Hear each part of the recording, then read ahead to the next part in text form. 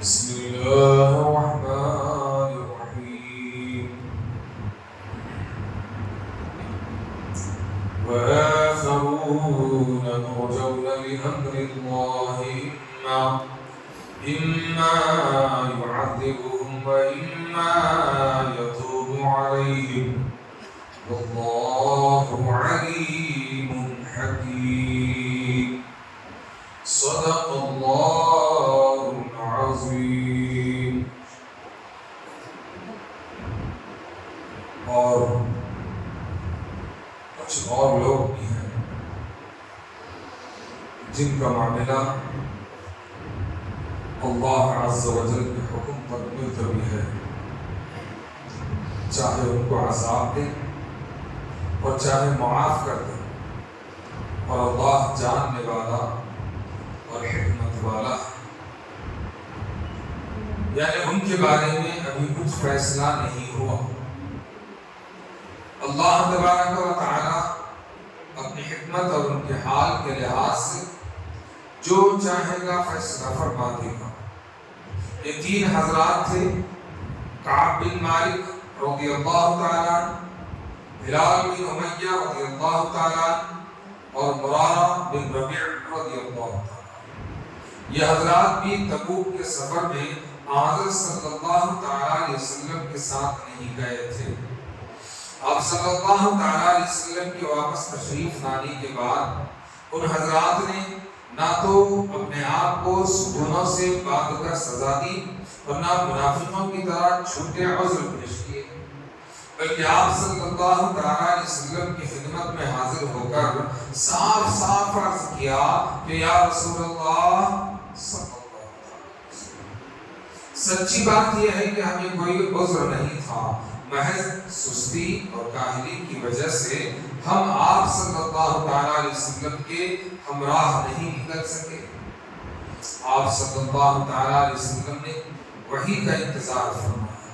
50 روز تک انتظار کرنے کے بعد ان حضرات کی معافی کا حکم نازل ہوا، جس کا ذکر اگلے رکوع کے آخر میں آئے گا انشاءاللہ۔ وہ آیت پاک ہے لَقَدْ تَابَ اللَّهُ عَلَى النَّبِيِّ کی، وہاں سے لے کر وہ ختم تک کی آیت پاک ہے، وہاں پر اس کے تفصیلات بیان کیے جائیں گے۔ پچھلے آیات بینات میں منافقوں کا ذکر ہوا، پھر ایمان والوں کا ذکر ہوا، اور پھر وہ ایمان والے جو تبوک میں جانے سے رہ گئے تھے، اور جس کسی کو بھی اس بات کی شدید تکلیف ہوئی اپنے قلب کو، انہوں نے اپنے آپ کو ستونوں سے باندھ کر کے رکھا، اور دوسرے صحابہ نے جزا و فضا کا اظہار فرمایا، غم کا اظہار فرمایا۔ لیکن انہی میں سے کچھ اور صحابہ بھی تھے جو جنگ میں شریک نہیں ہوئے تھے، مگر انہوں نے اس طرح کی کوئی حرکت نہ کی، نہ تو اپنے آپ کو ستونوں سے باندھا، نہ تو اپنے آپ کو سزا میں مبتلا کیا، بلکہ آقائے دو جہاں صلی اللہ تعالیٰ علیہ وسلم کی بارگاہ میں آئے، آ کر کے کہا کہ یا رسول اللہ ہم سے بھول ہو گئی، ہم سے غلطی ہو گئی کہ ہم آپ کے ساتھ نہیں نکل سکے۔ اس کے بعد ہر وقت سوچتے رہے کہ آج نکلیں گے، کل نکلیں گے، پرسوں نکلیں گے، دن پر دن گزرتے گئے لیکن ہم شریک نہیں ہو سکے۔ اس بات پر آقا علیہ الصلوۃ والتسلیم نے کوئی بات تو نہیں کی، لیکن آپ صلی اللہ تعالیٰ علیہ وسلم نے صبر کا مظاہرہ فرمایا۔ دیگر صحابہ اکرام سے کہا کہ ان کے ساتھ کھانا پینا، اٹھنا بیٹھنا بند کر دو، ان کے ساتھ کلام کرنا بند کر دو، اس لیے کہ ظاہری طور پر تو اللہ کی نافرمانی ہے، اس میں ظاہری طور پر تو رسول اللہ صلی اللہ تعالیٰ علیہ وسلم کے ساتھ نہ چلنا یہ وفاداری نہیں ہے، مگر اللہ کے حکم کا انتظار کریں۔ تمام مسلمانوں کو حکم دے دیا کہ نہ ان سے کلام کریں، نہ ان سے بات کریں، نہ ان کے ساتھ کسی طرح کی کوئی بیٹھک کریں، بلکہ انتہا تو یہ ہے کہ روایت میں اس بات کی اطلاع ملتی ہے جس پر حضرت اسماعیل حقیقی رحمت و رضوان نے تفسیر روح البیان میں کوٹ فرمایا ہے۔ آپ فرماتے ہیں کہ ان کے بیویوں سے بھی کہہ دیا تھا کہ تم ان سے الگ ہو جاؤ، اپنے مائکے چلے جاؤ، اپنے مائکے چلے جاؤ۔ انہوں نے جو کام کیا ہے اور اس کام کا حکم، اس کی سزا کیا ہے، اس کی جزا کیا ہے، اس پر کس طرح کا حکم اللہ کا آئے گا، میں اللہ کی طرف اس معاملے کو ڈال دیتا ہوں۔ اگر آپ چاہتے تو فوراً فیصلہ فرماتے۔ شریعت آپ ہی کی طرف سے، سارے احکام آپ ہی کی طرف سے، سارے سنن آپ ہی کی طرف سے ہیں، چاہتے تو جو وہیں پر فیصلہ فرماتے، لیکن آپ صلی اللہ تعالیٰ علیہ وسلم نے اس معاملے کو اللہ تعالیٰ کے حوالے کر دیا، کہا کہ ہم انتظار کریں گے کہ اللہ کا کیا حکم آتا ہے، تب تک ان سے سب دور رہیں۔ اور ان کی بیویوں سے کہا کہ تم گھروں کو چلے جائیں، تو اس میں سے ایک صحابی جو کہ حضرت ہلال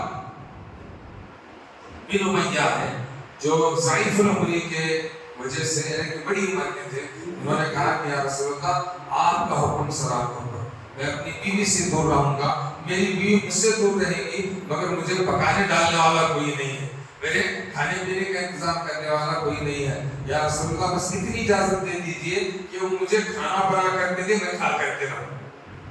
آقا علیہ الصلوۃ والتسلیم نے انہیں اجازت فراہم کی۔ اب یہ جب یہ حکم آیا، یعنی کہ جو آپ صلی اللہ تعالیٰ علیہ وسلم کی زبان مبارک سے سارے صحابہ کو یہ میسج پہنچ گیا، سارے صحابہ نے ان کے ساتھ خطۂ تعلق کر لیا، خطۂ کلام کر لیا، اور اپنے آپ کو ان کے ساتھ دور رکھ دیا۔ مگر یہ بات ایسی ہی نہیں تھی، ایسی ہی نہیں تھی، آگ کی طرح پھیلنے لگی، آگ کی طرح پھیلنے لگی کہ دیکھو محمد عربی صلی اللہ تعالیٰ علیہ وسلم نے اپنے ہی کلمہ پڑھنے والوں کے ساتھ بات چیت بند کر دی، بات چیت بند کر دی، اپنے ہی لوگوں کے ساتھ کھانا پینا بند کر دیا ہے، اپنے ہی لوگوں کا بائیکاٹ کر دیا ہے۔ دیکھو کہ یہ کیسا نبی ہے۔ بات وائرل ہوتے ہوتے ہوتے شام تک پہنچ گئی۔ شام کے بادشاہ نے حضرت کعب بن مالک رضی اللہ تعالیٰ عنہ کو باضابطہ طور پر لیٹر کے ذریعے، خط کے ذریعے انفارمیشن دیتا ہے کہ اے کعب بن مالک، ہم نے سنا کہ تمہارے رسول نے تمہارے ساتھ ایسا ایسا کیا ہے، تمہارے ساتھ کھانا بند، پینا بند، بات بند، ساری چیزیں بند کر دی ہیں، تو سنو ہم تمہیں آفر دیتے ہیں، تم ہمارے ساتھ مل جاؤ، ہم مسلمانوں کا کام تمام کر دیں۔ پالیسی کیا ہے؟ دشمن کا دشمن دوست، تم ہمارے ساتھ مل جاؤ، ہمارے ساتھ آ۔ اللہ اکبر۔ اور رسول کا انداز بھی کیا پیارا انداز ہے، اور یہ صحابہ بھی ایسے ماننے والے، کیسے ماننے والے، کہا کہ جو ہے آج ہمیں یہ وقت آیا ہے کہ ہمیں یہ دیکھنا پڑ رہا ہے کہ جو بتوں کے پرستار ہیں، جو بتوں کے پوجنے والے ہیں، وہ ہمیں کہہ رہے ہیں کہ ہم اپنے نبی کا ساتھ چھوڑ دیں۔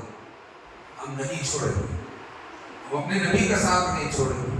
جو آزمائش تھی اس آزمائش کو سامنے رکھے اور حالات کو دیکھے، سارے حالات کو دیکھنے کے بعد رونا آیا تو بہت روئے، بہت گڑ گڑا۔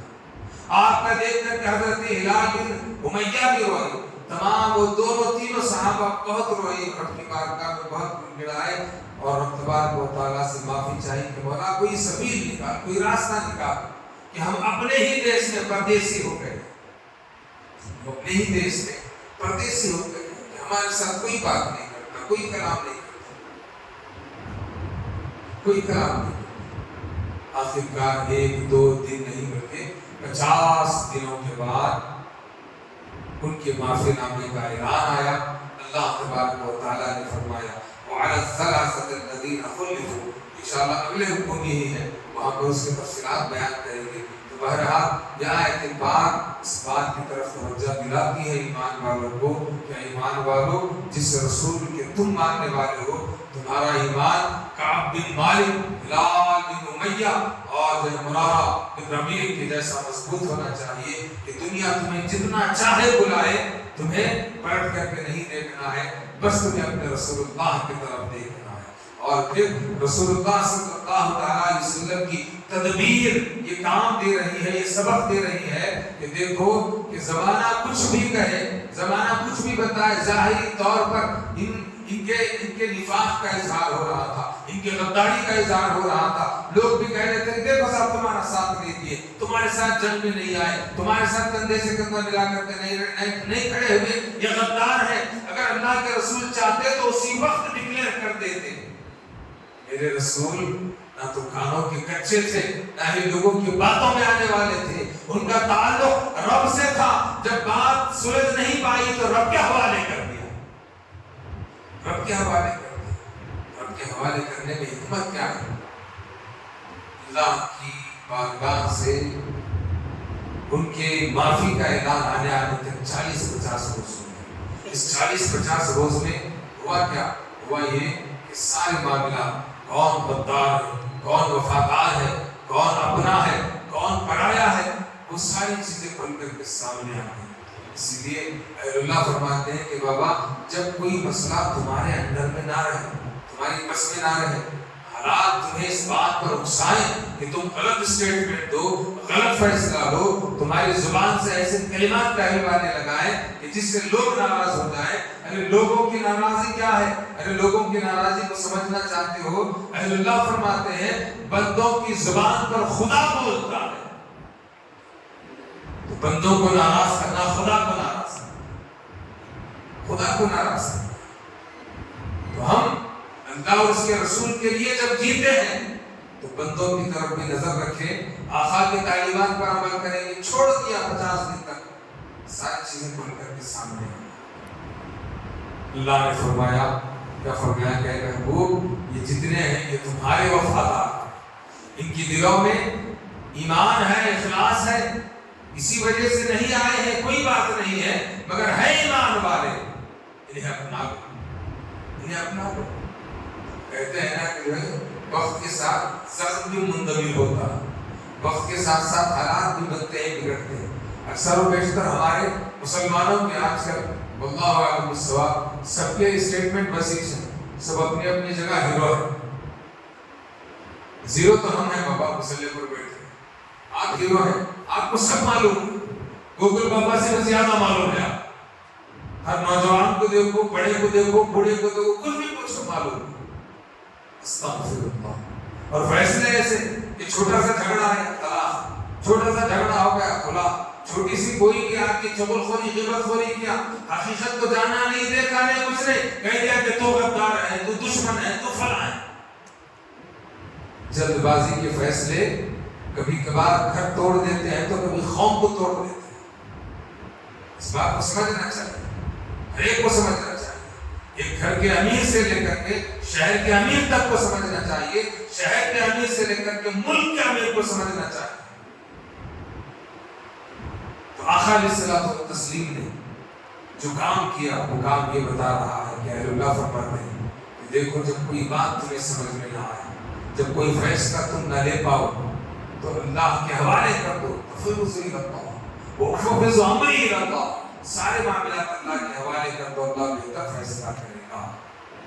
دوسرا عمل یہ بتاتے ہیں اللہ کہ اے لوگوں بندے ہو تو بندوں سے گناہ ہو جاتا ہے، غلطی ہو جاتی ہے، اور اسی غلطی پر اصرار کرنا یہ بندگی کی نشانی نہیں، شیطان کی نشانی۔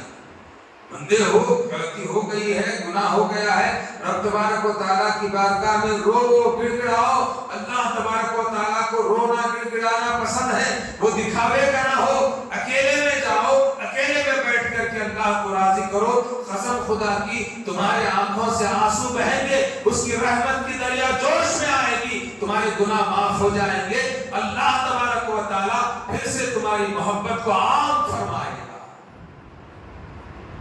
عام فرمائے گا۔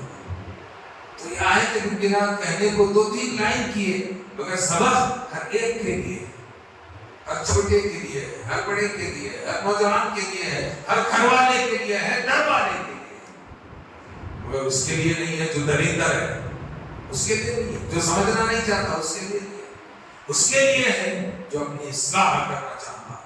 تو اللہ نے فرمایا وآخرون مرجون لأمر اللہ اما يعذبهم وإما يتوب عليهم واللہ علیم حکیم۔ اس آیت پاک کا شان نزول ان 3 صحابہ کے لیے نازل ہوا تھا، یہ آیت پاک انہیں کے لیے نازل ہوئی تھی، اور ان کے ساتھ کیا فیصلہ ہوا وہ انشاءاللہ اگلے آیات بینات میں آئے گا۔ اللہ تبارک و تعالیٰ سے دعا ہے اللہ تبارک و تعالیٰ ہمارے سننے سے زیادہ عمل کرنے کی توفیق عطا فرمائے۔